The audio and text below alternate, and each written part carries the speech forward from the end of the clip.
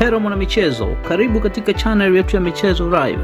Usisahau kusubscribe, kulike, kucomment na kushare na marafiki ili waweze kupata habari zinazohusu michezo.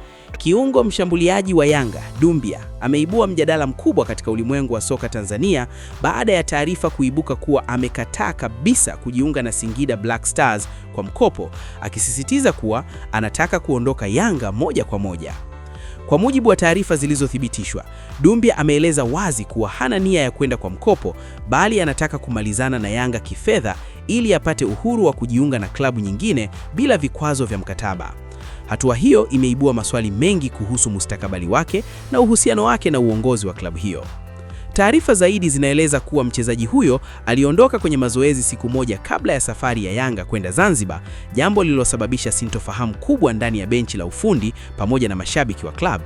Hali ilizidi kuwa ya kutatanisha baada ya baadhi ya viongozi wa Yanga kushindwa kumpata mchezaji huyo kwa mawasiliano, huku sababu ya kutokuwepo kwake ikiendelea kubaki gizani. Hatua hiyo inaashiria uwepo wa mgogoro wa ndani ambao huenda ukaathiri si tu mustakabali wa Doumbia, bali pia maandalizi na utulivu wa kikosi cha Yanga katika mashindano yanayoendelea. Wadau wa soka wanaeleza kuwa uamuzi wa Doumbia wa kukataa mkopo unaweza kuwa ishara ya kutokuridhika na mazingira ya klabu au kutoona mwelekeo mzuri wa maendeleo yake ya muda mrefu ndani ya Yanga. Aidha, msimamo wake wa kutaka kuondoka kwa makubaliano ya kifedha unaweza kuathiri bajeti ya klabu iwapo italazimika kulipa fidia ili kuvunja mkataba. Kwa upande wa Singida Black Stars, klabu hiyo ilikuwa tayari kumpokea Doumbia kwa mkopo kama suluhu ya muda kwa pande zote mbili. Hata hivyo, msimamo wa mchezaji huyo unaonyesha kuwa anatafuta uhuru kamili wa kuchagua hatima ya taaluma yake, jambo linaloonekana kuwa kipaumbele kwake kwa sasa.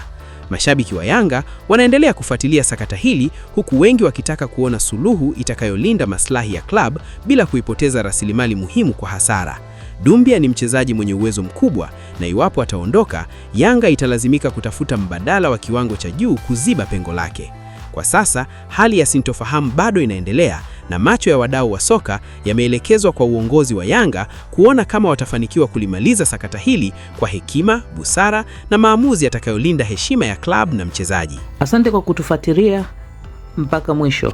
Usisahau kusubscribe na kuacha maoni yako. Ikiwa umependa channel hii, acha maoni yako hapo, share na marafiki.